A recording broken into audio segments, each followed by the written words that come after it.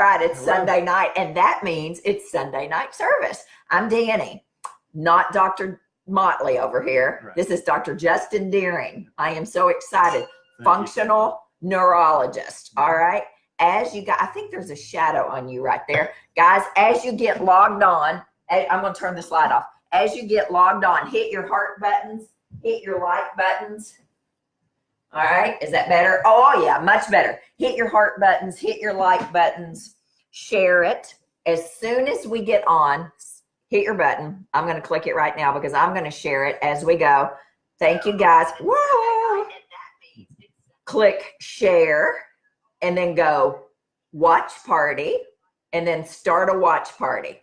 You got it right there. All right, guys, appreciate it because you guys are going to be blown away tonight.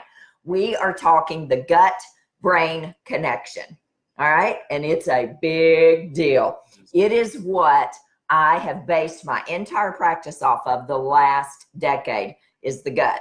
And then I learned all about the brain connection to it. But, you know, a little bit about my story while we're getting people logged on. As soon as you get logged on, say where you're from, hit your heart button, and then share this because I promise you people are going to want to watch this tonight, all right? So I spent 24 years seeing doctors. For those of you that don't know me, chronic irritable bowel syndrome, diarrhea, itching, 4 colonoscopies before I was 44, an endoscopy, barium minimus, chronic itching, dermatologist, gastroenterologist, then diagnosed with lupus, right? And then I was depressed, so they put me on Prozac and all of those things. Not one time, 24 years it took before a doctor ever leaned into me and said, hey, Dani, what are you eating?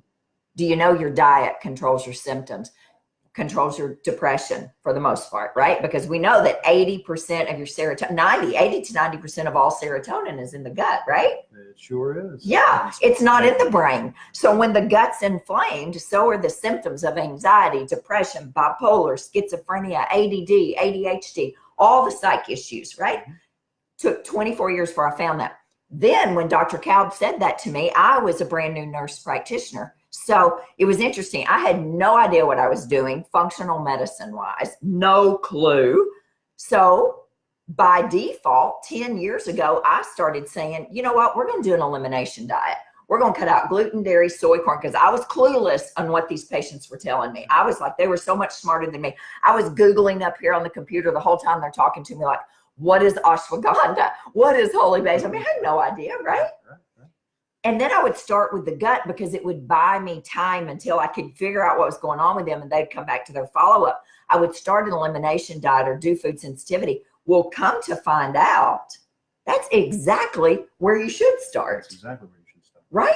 For sure. And that's what Dr. Dearing's going to talk to us about tonight. Hello, guys. Man, you guys are loading on. I knew it was going to be crowded tonight. Y'all are going to be, you're going to really be excited about this. Hey, it's good to see you guys from Edmonton, Kentucky. Yes, I'm a Kentucky girl and from Franklin, Tennessee and all kinds of places tonight. So hit your heart buttons. Go ahead and share it. Dr. Dearing, tell us about what you do.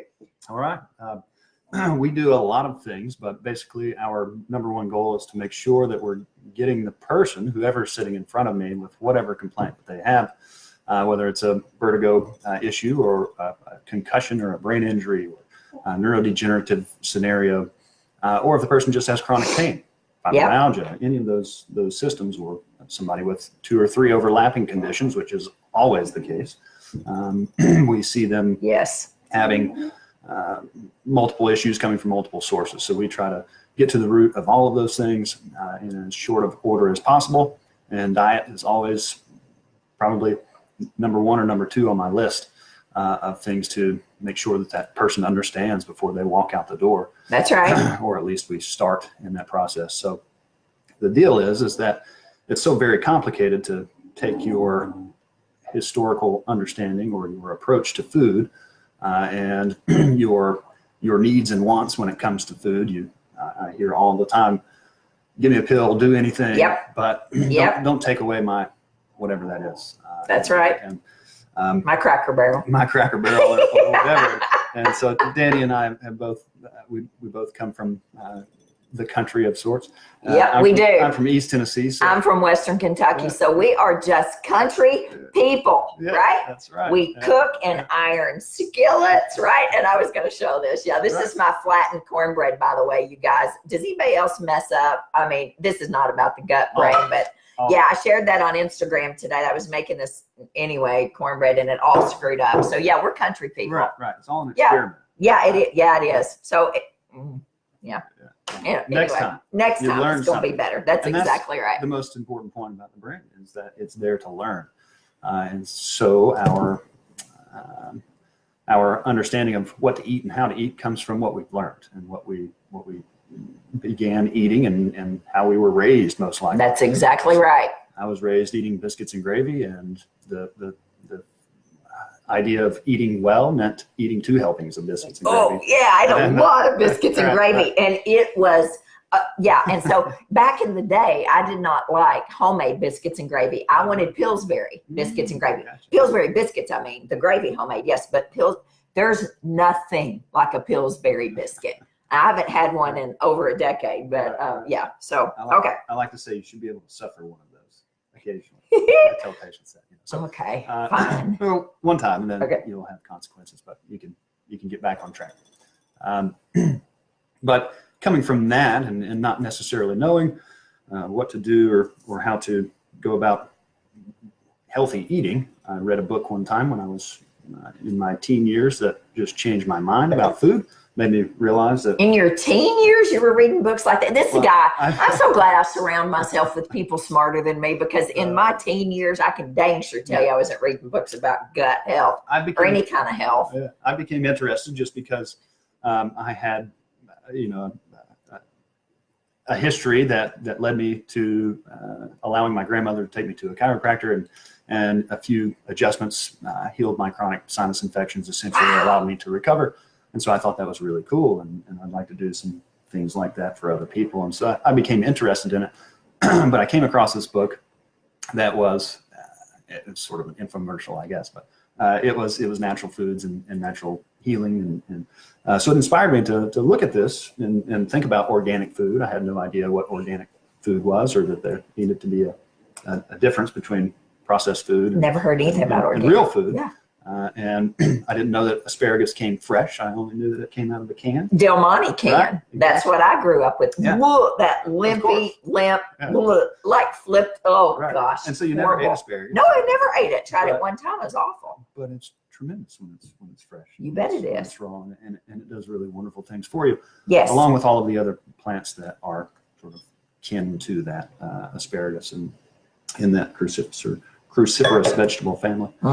So there's just lots of things to know, and the whole thing is convoluted and hard to really understand for folks. And it's taken me a decade to really understand what is the truth, and how do we make that something simple for patients to learn. And I know that you've done those things in your practice. And yes, practical common sense, because I dumb it down so that I can understand it, and come to find out people like that kind of dumbed down. Yeah. Speaking of not dumbing it down and being very smart, Dr. Derek Myers is on here tonight. Hey. Woo-hoo! Hello from Ohio. Well, we're in Tennessee, but you're in Ohio. So Dr. Myers is watching. Yeah, good. Another smarty pant chiropractor. Those two are the smartest men I've ever met in their field at what they do. She's very flattering. No, I tell the truth. It's the honest truth. I don't. No, I'm not very flattering. Okay. I just tell the truth.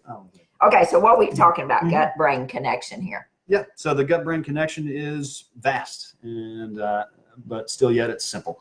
So the brain knows what to do. The gut knows what to do if you just kind of get out of its way.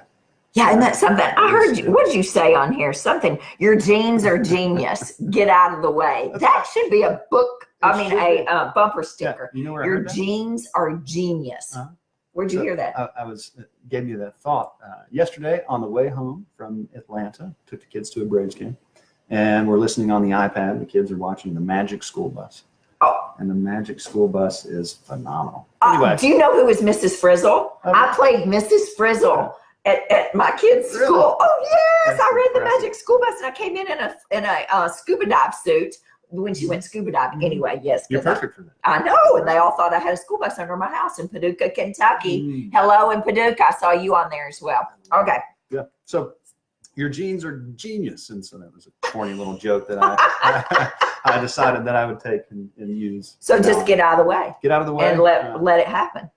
Yes, absolutely. So there are many different diets and many different things that are fads or trends or things that are supposed to be the magic diet, but there is only one magic diet, and that's the diet that sort of works for you, and the thing that allows the brain to function as well as it can. And there are several aspects to what allows for great function of the brain. But when we see brain injuries, that's a great example. So we see a person who is functioning really well one day, and then the next day they started to have things that were kind of falling apart. And so a concussion is a mild traumatic brain injury. And we end up seeing people who have chronic post-concussion syndromes that last for a long time. And always the gut and digestive problems are there because that brain is not well connected to the gut anymore. And so we want to ask ourselves, what can we do to change that connection? And from a therapeutic standpoint, for that particular injury or that particular person, we're trying to change the way that the messages are being sent from the brain to the gut. And the majority of that messaging system lies in the brainstem and a few very critical pathways. And one of those major pathways is from the hypothalamus through the middle portion of the brainstem that uses that serotonin that you talked about. That is where the majority of the serotonin sits. And serotonin is kind of like the joy chemical and neurotransmitter. That is. And so you get a lot of joy from food, and there's a lot of connection there, right? Yes, you do. And so learning to have joy from vast varieties of food, I think, is one of the best ways to feed that serotonin system, let's say, and to feed all the other good bugs and microbes that we need for that system to really work well. But we want the brain to connect with the gut, and we want the gut to connect back with the brain, and that is mediated via the vagus nerve. Okay. So the vagus nerve, you probably have a lot to say about. Yeah, I do, but keep talking. Tell them how you do this, what you do.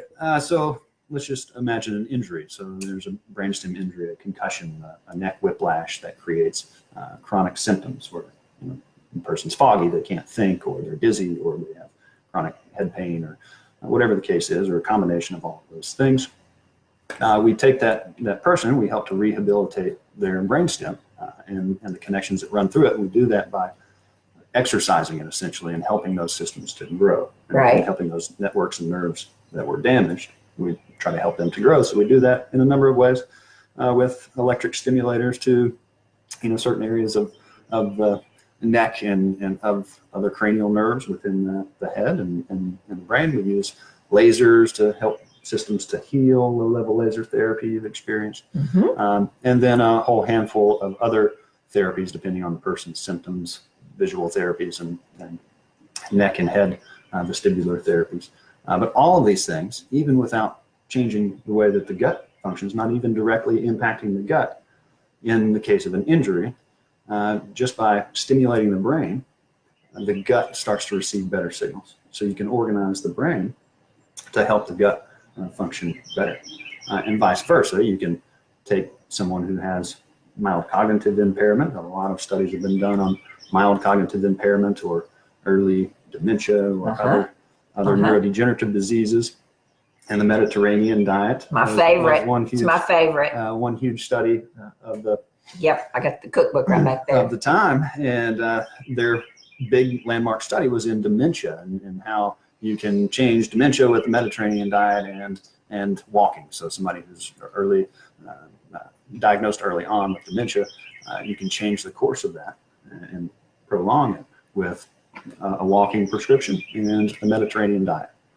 And explain why the walking, because you explained this to me last week. We were talking about, explain to them why the walking helps. I mean, I understand the Mediterranean diet because when you heal the gut, you begin to heal the brain, right? And you're eating real clean, one ingredient food, mainly in a Mediterranean diet. But what does the walking do for you? So the walking's critical. So you think about your brain like a garden, and in this case, you have nerves that grow. And so if the garden doesn't have all of the things that it needs, then the garden withers. And so we're dealing with like mine. Yes, yes, like little water. rosemary bush. Yeah, about poor rosemary bush. But gardens need to be watered. They need fertilizer. So they need nutrients. They need sunlight. They need all kinds of things.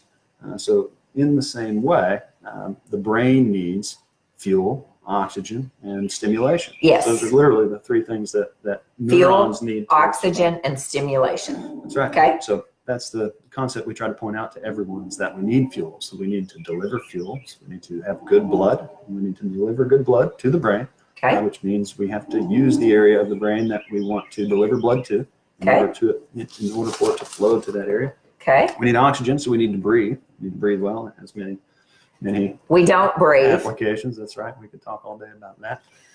And then it needs stimulation. So walking in this particular study and every other study shows that walking helps to stimulate the brain. But why is that? What are the specifics? I'm not sure that there's a ton of studies on the specifics of it, but from a clinical aspect, we're looking at this and saying that we need the limbs to move, not only for circulation, not only for blood flow, but we need the limbs to move, and we need the head to sort of bob on the spine. We need the neck to give stimulation about gravity. And this constant repetition is what creates this constant stimulation, or this watering of the garden. And folks who have rigid necks and they're walking around like this because they have neck pain or vertigo, Yeah. are losing some of that stimulation. So we want to save that as soon as possible, because it has a direct brain impact when parts of the system don't move well, and the gut suffers because of that, and so vice versa, you can help the brain to function better by changing the gut too. So there are many aspects to that whole. Well, when you walk, and you were explaining this to me too, it's kind of like the studies that were done, the studies that have been done on ballroom dancing specifically with dementia and Alzheimer's, and you have a less chance of dementia if you ballroom dance, right? But when you're walking, you were explaining this to me Monday, you're coordinated, your arms are moving back and forth. I mean, okay, so people, if y'all don't understand what he does for a living, now he does everything. He will acupuncture your hip, and he'll do things like that, all those things. But you mainly deal with the vestibular system, correct? I mean, so he deals with like from here up or something, right? And this neck, the way I never thought about my neck much. I mean, I stood on my head for years when I taught yoga, which has completely messed up things in my neck. But I don't think about it like connecting my head and my shoulders, even though it does. You can't do anything without your neck. I mean, a head's just a head without your neck, and your body's just nothing without your neck. So it's so important. And when he opens those pathways up, and I don't understand how he does all of this with acupuncture and gentle manipulation, like very rarely a pop, it's unbelievable how things start to work better. So I went to see him. So some of you all know, I had my first ever episode of vertigo in September, and somebody's asked here, do you have success in treating vertigo that is called vestibular migraines?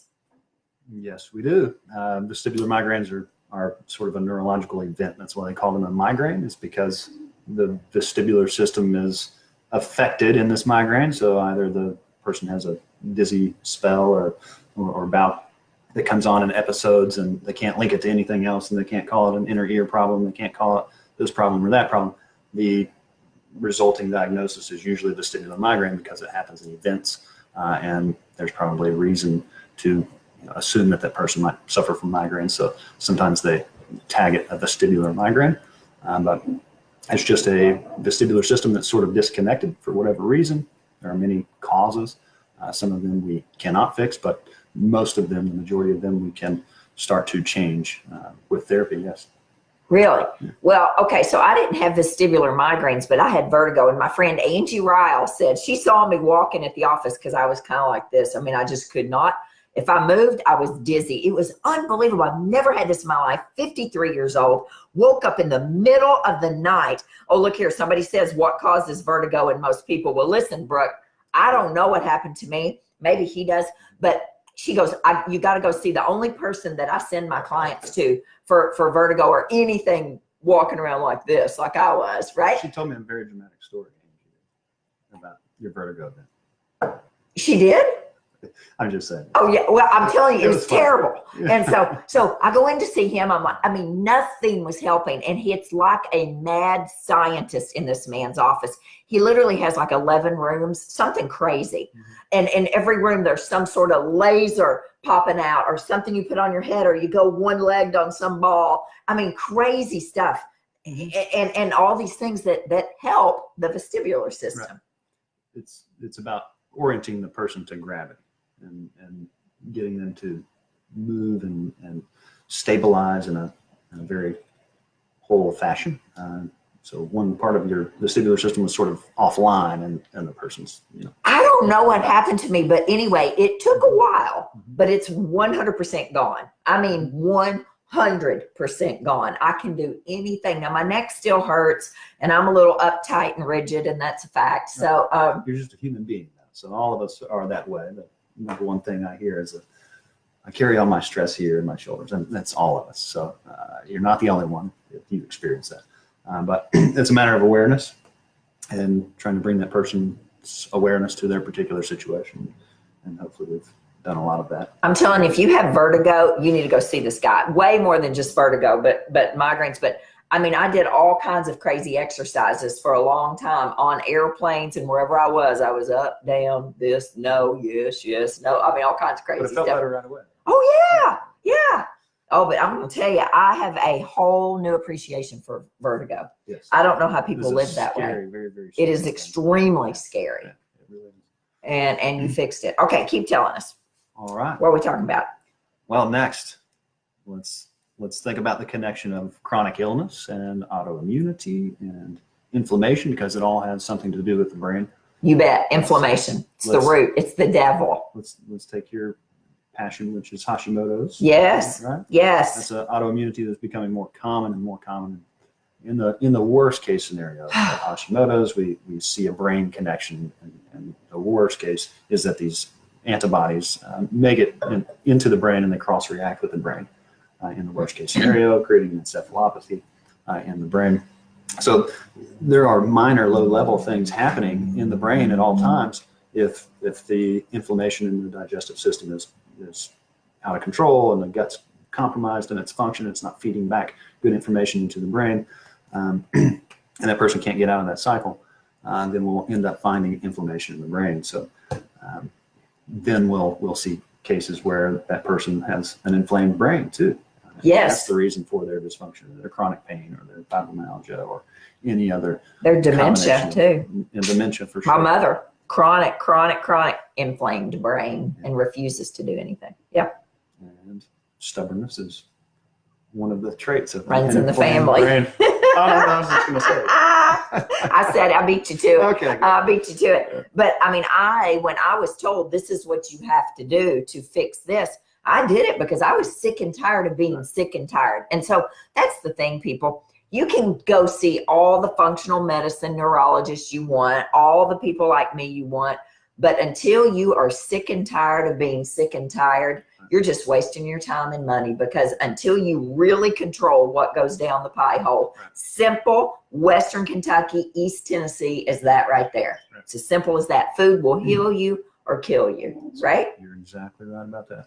And you do something with food. I mean, you're a big one on cooking your food, on getting your nutrients, getting your supplements once we get you going from your food, getting your nutrients from your food. Right. It's been a passion of mine, a sort of project to really boil it down and make it as simple as possible, mainly out of the motivation because if I have somebody with a brain injury or dementia and their spouse is stressed and they can't do all of this stuff on their own. That's right. How do we make it as simple as possible? I can't hand them 3 books and say, read this and you'll understand at the end of that.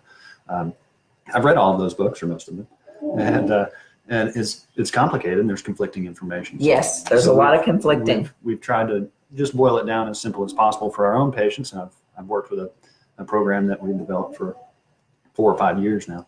And finally I was motivated to the point to kind of put it into an educational system and give, I'm so excited. Give my patients an automated sort of educational system and a way to interact with a program and protocol so that I don't have to walk them through that hand in hand. You bet, one-on-one. It's hard. It's almost impossible. That's right. When we're trying to give all of this information, it's taken me to walk through a lead up to an elimination diet. I've done videos and content creation and those things. It's taken me 3 weeks of really hard work and over 30 videos to be able to get it into one digestible format. No pun intended. But we worked really hard on that, and so patients are really enjoying it. They've really appreciated the process and the protocol. So we are sort of rolling that out a little by little right now. Is that going to be just available to your patients, or is that going to be available to more mass? Right now, people? It's just available to patients, but we are working hard to get it into a product that can be distributed more widely. But there's legal stuff there and all kinds of things that oh yeah, red tape it's not easy just to help everybody. Right. So you can't just say what you know. You have to be whatever. You have to go through the process. That's right. You have to go through. That's right. But yes, it's available for patients at the moment, and we walk you through it in a digital format, and give you all the tools and make it as simple as possible. And the feedback that I've gotten from patients recently is that thank you. I've done this protocol from you before, and it was very complicated, and I had to read a lot, and I had to go by this and go by that, and they're thanking us for making it more simple. And so that's one of the things that I really appreciated, just to boil it down to a simple. People want to get better. I'm a big believer in that, but they just have to have it boiled down, dumb it down. That's how, for like step 1, step 2, here's what you do. You're a big fan of cooking with herbs. Yes. Herbs are one of your brain's best friends, right? And herbs meaning cooking herbs and mint specifically, things that are in the mint family. What's in the mint family? I don't know. Rosemary. Rosemary. Garden What about holy basil? Holy basil is certainly in the mint family. And basil itself is in the mint family. So, parsley and cilantro are in a little bit different family, but they're very similar in their effects on. And these are all easy to grow. Although cilantro is not the easiest. My cilantro always looks terrible. It's very finicky. Okay, so I think it's easier to buy cilantro because mine never does look right. But basil, especially in this climate, grows really, really well. And it makes the best pesto. You take basil and walnuts and some garlic and sea salt and put it in a food processor and blend it, to your consistency. And it is one of the best foods that you can possibly eat. Literally. Here's my basil. Oh, wonderful! Smells good, doesn't it? It sure does. Yeah. Yeah, this is great basil. Now it looks a little wimpy there, but it's not perked up. I just replanted it today. But basil. I love basil. Absolutely. Oh yeah, it's good. Very easy to grow and easy to utilize. So grow 5 of them and have homemade pesto every week. But there are he makes a lot of pesto. There are many examples like that. There's a 1,000 different pestos. You don't always have to use Parmesan cheese. And you'd have to make a dairy-free one for me. Nutritional yeast. Yeah. Just like cheese. Oh my gosh, I made a pizza this week with nutritional yeast, and it was so good. I started researching the contents of nutritional yeast. Talk about it, because I don't know a lot about it. So I'm not really well versed on the details, but it's very complete in its mineral content. It is packed with protein and vitamin B12. Which is used by vegetarians and vegans because of its protein content and its B12 content, because most vegetarians and vegans have low B12. That's right. When I check that's right. So they use nutritional yeast a lot, and it's a great product. It makes things taste cheesy, and you can take I think your alternative cheese dips at the store, will be a combination of cashews and nutritional yeast, and it tastes very similar to a cheese dip that you can get in the Mexican restaurant. Very similar. It's not exactly. Trust me, there is nothing like a queso from the Mexican restaurant. No. Holy cow! But anyway, I would die if I ate that now. It'll satisfy that one little. It does. It does. And and it takes these kinds of baby steps, people. It really does. It took me a lot of years. But every little thing that you do like that, just make one little change. I tell people, you can't go home and empty out the entire cupboard, the kitchen, the refrigerator, whatever. As you run out of the crap in your house, bring in something healthy. Right. And it took me a long time I mean, I don't have a lot of crap in this house anymore, very little. There's chocolate chips in there. And that's about as bad as it gets. Those are pretty good for you. Well, I eat those. That's my little dessert kind of thing at night. Somebody says the gut-brain connection can gut-brain connection help the pain associated with degenerative disc disease, nerve pain, and the pain that comes with fibromyalgia? Well, it's the only thing that helps with all of those things at one time. The only thing. The only thing. The only thing, Kate. There's no pill. There's no movement that you can do that will fix it. But the fix is through a process. It typically takes about a year with fibromyalgia and other factors there, but pain and degenerative discs, those come from inflammation and irritation and dehydration. That's a very important point. Dehydration. So we should all speak a lot more about hydration and how to hydrate better. But if I were to give you one point, it would be to stay very well hydrated and start working on inflammation for whoever's asking. But hydration is one huge thing. They have sort of narrowed down degenerative discs in the spine. It's the disc that's in between each vertebrae that tends to degenerate, and people get a blown disc or they throw them back out. That's because these discs become dehydrated. And it's not just because of the lack of movement. There's abnormal movement and maybe too much movement in a lot of cases where the joints aren't stable, and the body's moving around an unstable joint, and that's the point of maximum shearing and tearing around that disc. But the thing that allows it to get to that point where it's not flexible and elastic anymore is dehydration and very much glycation, they call it, which is glycation is burned up sugar. So advanced glycation end products are found in Alzheimer's and dementia in the brain. In the brain, yes, they are. They're also happening in every tissue in the body. So if you glycate a protein, it's like putting grill marks on a piece of meat. You know, that's a glycated portion of that particular meat, so it turns black.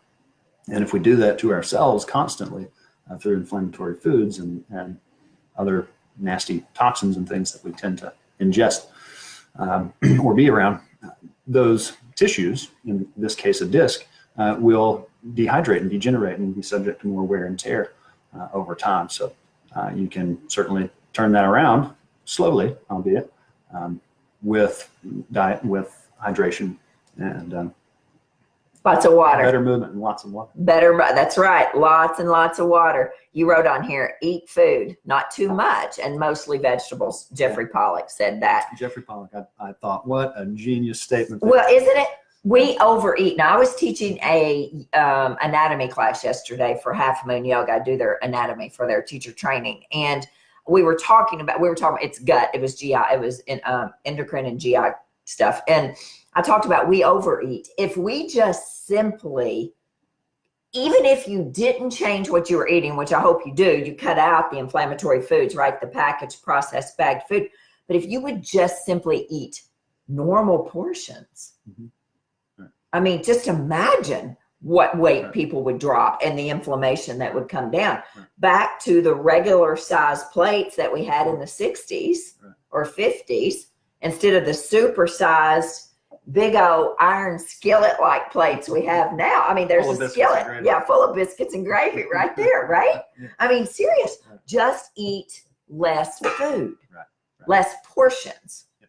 That takes a switch. And what happened? How do you do that? How do people do that? So the problem is with eating large portions is that you eat large portions because you become accustomed to that, or you learn that, or your body craves that, and we know that sugar and carbohydrates and those things are a lot like opioids. Yes, and the addiction that happens in the brain, there's an addiction there for sure, and it's by no means your fault because you're eating things that are available and approved by the FDA and that's all of that. Sure, so it's safe, right? So it's safe. Must be. Yeah. The FDA says it's safe. But we learn, through time, and our body and our brain learns and creates an expectation. And the moment you try to rip away that expectation, the the brain says, it revolts and says, I'm not going to let you do that. You're going to go get that piece of pie or whatever it is because you deserve it or whatever it is.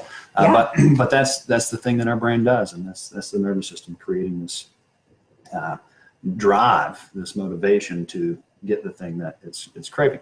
So in order to make that switch, it's complicated, but you kind of have to go through a process of removing those things and letting the body go through that one little day or two or three of suffering, and then that addiction is ended. That's exactly right. But we don't like to suffer. We do not. And we don't want to be uncomfortable. Mm-hmm. This is what I've discovered, right? And so that headache that comes from withdrawing from that caffeine or that sugar, it's temporary, people. It's temporary. Yes. Dementia can be permanent. Alzheimer's can be permanent, Absolutely. Right? It is permanent. Well, yes, but I'm still holding out that we can, well, sure. But what I'm saying is, I mean, but I am telling you, the withdrawals from beginning to heal your gut and eating clean, one ingredient food, that's temporary. Yes. You can do anything for a few days. You're a woman, you're a man, you're stronger than that, but we give in to it, and it's fascinating to me that people call, and on day 5 of our 10-day detox, they're like, oh my gosh, or day 3, my head's killing. Yeah, that's right. That's normal. Yeah. Increase the water. That's right. Don't drink the wine, right? Increase the water and, rest and do all the things you need to do. Mm-hmm. But it's temporary, but we don't like to be uncomfortable. We don't. We have an avoidance for suffering. Yes, we do. And we will do a lot of. And I'm going to tell you right now, there is no biscuits and gravy. There's no Swiss cake roll or Little Debbie oatmeal pie or Pop-Tart that is worth creating an inflammatory process that's going to lead you down the road to Alzheimer's disease. Period. Nothing. It's not worth it. And I wish somebody would have talked to me about this decades ago when I first got diagnosed with IBS. And that's a huge point, because what we know from neurodegeneration, specifically Parkinson's is one of the most studied, but Alzheimer's is a close second. These things are starting 20 and 30 and maybe 40 years before the onset of that disease or the symptoms. Or the beginning tremor. Absolutely. And you know how that begins? How? So it starts to change genes of the nerves that are in the gut. And it climbs the gut fibers through the brainstem and lands in its ultimate endpoint, whichever disease we're talking about, or whichever type of protein misfolding or misproduction is created. Those things are definitely starting 30 years before that happens. Yes, they are. And, they are. We need to be really mindful of that. We think, that's not me. I've got time and all no, that. You don't have time. I'm telling you right now, you don't have time. Today is the day that you lay down the packaged, processed, bagged, canned, tubed, fake, man-made, trucked in food, period. You don't have time. This generation of children, your kids, unfortunately, the CDC said this, 5 years ago. It's the first generation of children who are going to die before their parents. Your kids' generation. Not mine. Your kids' generation, the 4, the 5, the 3-year-olds, the 2-year-olds. In the history of the United States, we've never buried our kids before us until this generation. And we've done it to them because we're too friggin' busy to sit around the kitchen table here like we're sitting right here to cook our meals from scratch. And simple, you guys know me. If you follow me on Instagram at all, you know that I cook very simple food. I'm not fancy. I cook very simple food, but it's real food. And we don't do that because we stop at Chickfila and think that's health food, or Sonic, or Chipotle, or wherever we go. Chick-fil-A is the healthy option. Yeah, Chick-fil-A is the healthy option. We are killing our kids, straight up. So we're also changing that, and each and every one of you and all the people that I come in contact with, whether it's patients or friends, if they ask the question, we are 100% giving them the information. And this is the information. This is the change. This is the switch. And certainly for my children, they're no different than any other kid. They're not munching away on rosemary and basil for dinner necessarily, but they do come to love things that we put in front of them, and that we give them, and it's the exposure to that that's so very important. And so you bet. I have 2 children, and I'm very fortunate that they love pesto, and so they'll eat pesto all day long, but they might not want the chicken in the chicken soup. They might want to put that out of there, or they might not want the radish or whatever it is that's in there, but slowly bringing that into their diets and making sure that it's there and it's available. And it's available. So the research shows that if you will actually leave the food out for them to graze, like if the kids are at home and you're at home or whatever, and you put a tray out with all these things on it, radishes and rutabagas and turnips and parsnips, things that you should be eating as well, by the way, ladies and gentlemen. They will eat that. They will graze all day long, and they'll get what they need as they are exposed to it. But you have to expose them to it. If you don't expose them to it, they're never there. We feed our kids the same 5 meals their entire life. Hamburgers, hot dogs, pizza, spaghetti, tacos. There's 5 right there. And we alternate between that. Maybe roast beef, maybe a lasagna if it's the weekend and we have time to put a lasagna together. Where's the vegetables?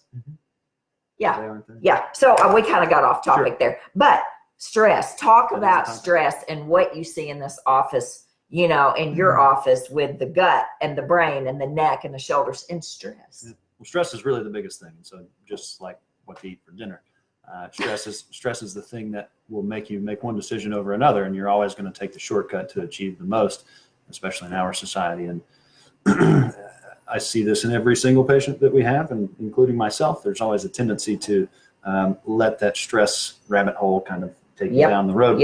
But we need to be mindful of that. We need to understand the rules, and we need to know what to make sure we're doing daily in order to reduce that stress. And so stress around the dinner table, we just had a good story about that earlier, and kids, not wanting to eat something and becoming frustrated, and there's this whole timeout thing that happens after that. But everybody gets worked up, and we're all worked up when we get home, and we've got to put the dinner together and sit down, and we're stressed, and we're eating this thing, even if it's the most healthy thing in the world, and it's whatever has all of the great nutrients in it. If we're in that stressed out state, we don't take that moment to be grateful for the one moment that we're about to sit down and eat. That's right. And that's where the history of saying grace before your meal really was a great tradition for most families, and oftentimes it doesn't happen these days. And so I have to be mindful of that. We all try to do that when we can, but just remember it's good for your brain to take that moment to be thankful for that opportunity, whatever it is that you're eating, even if it's not the greatest thing. But if we have this stress, we're not in a rest and digest mode when we're sitting down to eat, or throughout our day. If we're always in a fight or flight versus rest and digest mode, then our nervous system is constantly releasing cortisol and some of these stress hormones that really irritate our brain and irritate the gut. And if all of it is constantly working against each other, then there's going to be stagnation, there's going to be friction, there's going to be problems, and backup in metabolic processes and detoxification processes. So doing things to reduce stress.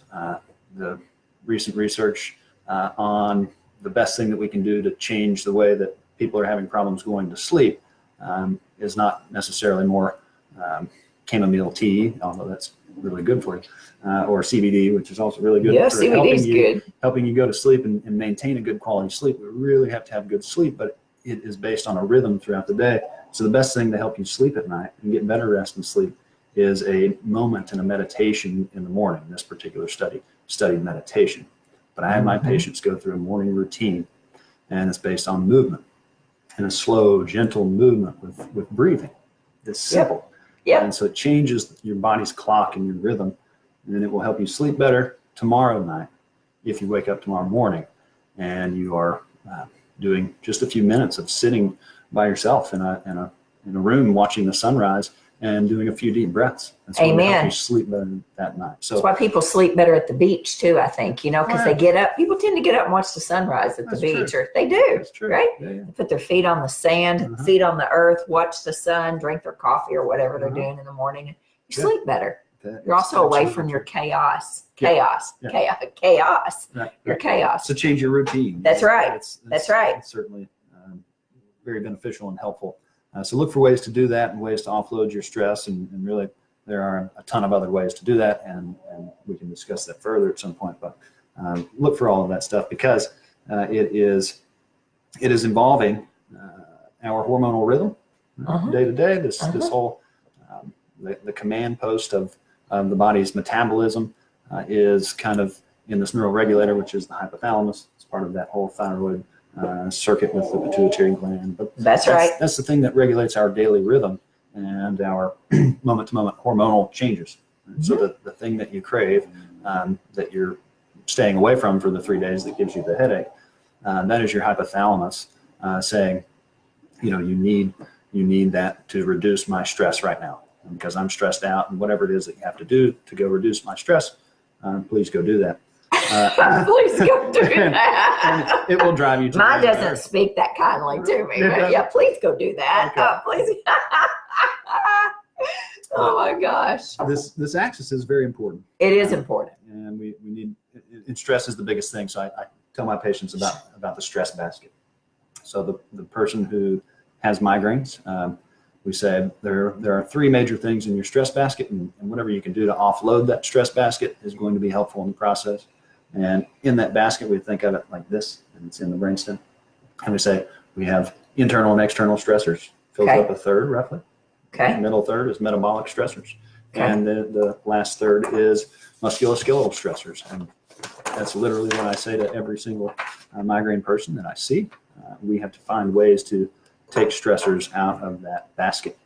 Musculoskeletal stress is a huge one. You bet. Because we're always here. Right? And how do you unwind that? How do you get rid of that? Well, there are awareness techniques and there are movements that you can do in physical therapy and chiropractic and all of that. But until you wrap your mind around the whole concept of where it's all coming from and being aware of all of those things, you haven't hit all of the pieces. No, and going to the chiropractor every single week will do you, and you just hit the nail on the head there.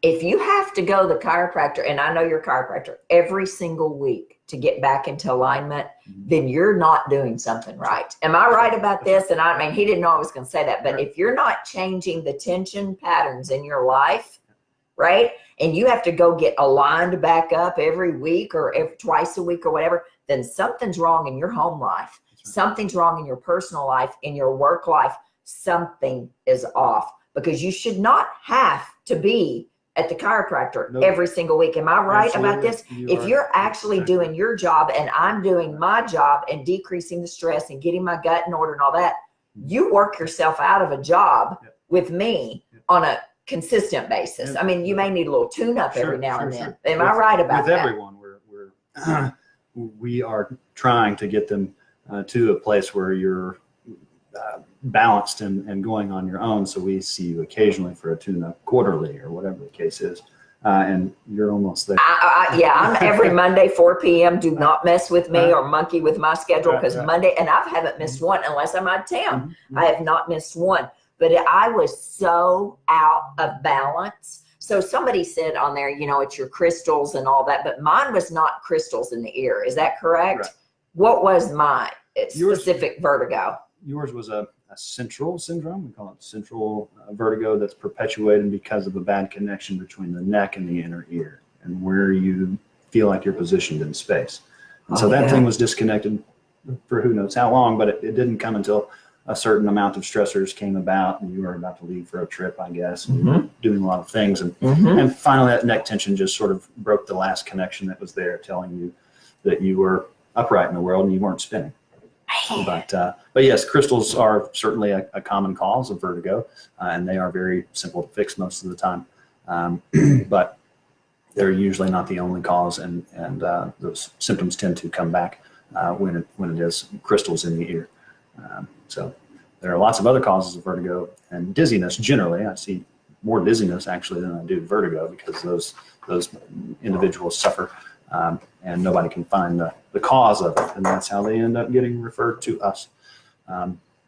And we apply specialty techniques and practices to get them and everyone else back into a place where we're trying to get you to a point where you're stable on your own, you understand the rules of the game, and you understand the rules of the system, and you're taking care of yourself, and you're thriving. And yes, if we're having to get adjusted once a week forever, then that is a problem. That's exactly right. That's exactly right. And our profession is certainly known for that. Yes, they are. Snap, crackle, pop. And that's why I love this guy. I mean, this guy, so what he works with, acupuncture and this gentle axis, some sort of something. I don't know. Is that right? Rotate or manipulation or something. Sure, I don't know. sure. Herbal medicine, all these things. He really combines it. I'm really thrilled to death. And this is where I send my people now that he fixed me. I mean, I had a little something to do with that, but not much. He just led the whole thing there. I mean, I walk in there on Mondays and I have all kinds of patients I see in there. That's and I'll right. have people coming out of a room saying, I heard you, which you can hear me from here to Bridgestone Arena. Yes, So, you can. it's just what it is. So if you're going to give some people some practical tips here, because it's already been 50 minutes and can you believe that? Oh my gosh. So what are we going to do? What's a patient going to do to help this gut-brain connection? What do they need to do? And his phone number is up here, by the way. So you guys can call him. You can go to his website. You can look him up, what have you. He's got amazing reviews online. And so the biggest tip is sort of understanding where you're at and what's gone on in your own experience and where you've come from. So if you wake up in the morning and you feel foggy and groggy and sluggish and slow, and it takes you an hour to warm up, and you have to have the coffee. I mean, I have to have the coffee. I love the coffee. I love the Not coffee. because I'm groggy and slow, but sometimes you are, when you've had a longer weekend. And That's right. Maybe you've been on your, not been on your best eating behavior, or you ate some extra rich food, or whatever the case is. That's because you're waking up that way, because the system's sluggish, and the detoxification systems haven't gone through their whole round. And Chinese medicine looked at it as the liver hasn't been thoroughly cleansed, or not enough blood has gone through the liver. Right. And so it's sluggish and agitated and backed up. So understand that about however you feel in the morning. If you're not getting that full rest and that full sleep, we've got to change sleep, and we've got to change the way that those detoxification systems are functioning in order for your brain to work really well. So you feel foggy and groggy because your metabolic system's funky. That's right. And that affects your brain, and that's a significant connection. So how are you waking up? How are you going to sleep? And what's your mental alertness throughout the day? What are your pains? So being aware of that is very important, but not being discouraged by that, because there's information that will help you to balance that system. And it's not that hard. It seems difficult when you look at it like, oh, I've got 3 or 4 things, and how am I ever going to overcome this? And I just feel this big snowball coming on. That's how patients come to me, and I'm sure they come to you. Yep. And they're scared, and they're freaked out, and rightfully so. But it's not that hard. You just need the will to do it, and a guide, and a commitment to the time to do that. So eating well, breathing well, and sleeping well. And my new favorite is pooping well. Pooping well. You have to eat well, sleep well, move well, poop well, decrease stress, and you have to cultivate community. Right. It's a fact. Yeah. It's a fact. It is. Right? It really is. I'm telling you guys, this guy's amazing. I mean, migraine headaches. What's your favorite? Just tell us. I mean, because I know what my favorite is. I love Hashimoto's. I love dealing with Hashimoto's. I love it. I have a Hashimoto's patient tomorrow, a brand new patient coming in, and I'm so excited. And she wrote this huge history. She just wants someone to look at all the things, right? And she'd heard that, okay, that I do that. And so that's great. What is if you really had to narrow it down, is there anything that you just love? I do. The thing that I love is the end result. Yeah. I mean, that's true. It doesn't matter what the. Right. But I think my biggest passion is certainly brain, and injury is a really good example of that. Concussion, yes. or traumatic brain injury, where we can see things that are really broken, but they weren't broken previously, and we can exercise those people in the proper way, in the proper amount, back to health in a very short period of time. But also another passion is neurodegenerative conditions and things like dementia, Parkinson's, Alzheimer's. And those things, to help them at whatever level they are, to help them gain some sort of autonomy and that sort of that sort of independence if there is room to be made for that, or if we catch them early, we can help educate them and their spouse and the people around them to make that progress much more slowly and or work back some of the symptoms. Right. In many cases, we by no means cure it, but we certainly do help those individuals tremendously in some cases, and others not as much. Well, let me tell you. So a couple of months ago, I was walking out of my exam, and this lady comes up to me in your exam room, because Katie, his office manager, witnessed this. She goes, "Are you Dani Williamson?" And I said, "Yes, I am." And she goes, "Oh my gosh." She goes, "I was watching your Sunday night service," and she said, "You briefly mentioned Dr. Dearing and traumatic brain injuries, concussions." And she said, "My son, I think 15 years old, I don't know, he's a teenager, had a TBI, had a concussion or a car crash. I can't remember what exactly happened to him, but she said they had been to all kinds of places. And you probably know who I'm talking about. All kinds of places, had not gotten any help with this kid.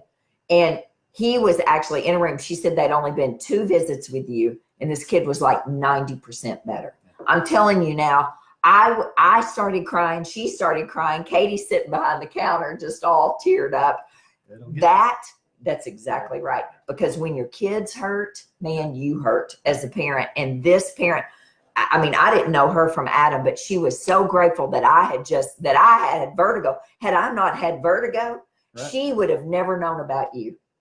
Or at least not right now. She wouldn't have. She may have heard about you, but yeah. So I'm telling you, this guy's the real deal. And if you've got a vertigo or a concussion or migraines or any sort of neurocognitive, neurodegenerative issues, he's the guy to call. I appreciate you. Thank you for being here. It's all about healing the gut. If you don't heal the gut, you don't heal the brain. Am I right?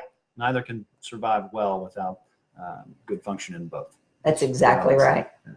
I appreciate you. Thank you. Thank you very much. I really appreciate you having me. Listen to this, guys. Next Sunday night is the Fed Up Pharmacist. I am so excited to have Kirsty Worsham here. She's from Bowling Green. She's going to come here and sit at the kitchen table with me because it's very fancy in here, right? Yeah. And she's going to be talking about drug muggers, right? She's a pharmacist, and she's going to be talking about all those pharmaceuticals and things that you're taking that are robbing the vitamins and the minerals from your body. She's great. I love that woman. And then we won't have one for Mother's Day. And then May the 19th, guess who's going to be here? Oh, good Lord. I just went. Palmer Coppola is going to be here. She wrote Beat Autoimmune, and I got an advanced copy of this. She sent it to me. It is phenomenal. Only like 2 chapters into it. She has multiple sclerosis, and she beat it. And she's going to be joining us via Skype or something. I don't know what we're going to do, but that's May the 19th. You do not want to miss this if you have autoimmune disease at all. This Tuesday night at my office is our Scout and Cellar wine tasting. Is this not good wine? It is delicious. It is clean crafted, no sulfites, no sugar, no added sugar in it, no chemicals, no pesticides, all organic, unbelievable. But you have to RSVP for Tuesday night, because apparently if you do a wine tasting anywhere, you have to have a guest list. So whatever. The RSVP, the event is actually on Dani Williamson Wellness. You can RSVP, but that's Tuesday night. It's a drop-in between 4 and 7. So that's Tuesday. Sunday is the Fed Up Pharmacist. May 19th is Beat Autoimmune with Palmer. And then May 17th is the Hashimoto Support Group meeting. And that is on osteoporosis, actually, and osteopenia and bone health. So we have a lot going on. Oh, and we have a supplement sale tomorrow. Oh, shoot, I forgot about that. Talking about gut-brain connection, tomorrow and Tuesday, we are having a supplement sale at the office. We don't ever have a supplement sale. We're putting our probiotics, our prebiotics. So look at that. Megaspores going on sale. Theralax going on sale. 2 days only. 2 days only. And our digestive enzymes. Yeah, because in honor of you. Wonderful. And it's the last 2 days of the month. So probiotics, prebiotics, digestive enzymes, and then adrenal. This is the adrenal supplement that I personally have been taking for my adrenals. It's really great.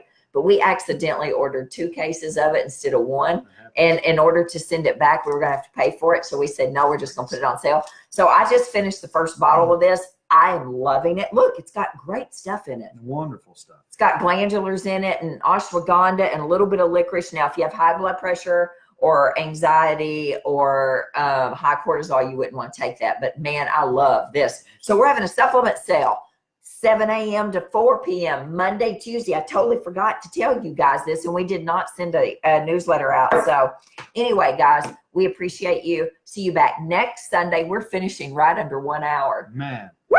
Anything else? Spot on. 20 minutes or 20 seconds. Anything? That is it. Take care of your gut and take care of your brain, and it will serve you long into the future. Yes, it will. I'm telling you, you get one body and you get one shot. Now, I mean, I have other people saying, well, no, you don't. Maybe you're here multiple times. Okay, fine. Whatever. But right now, you got one shot to get this right.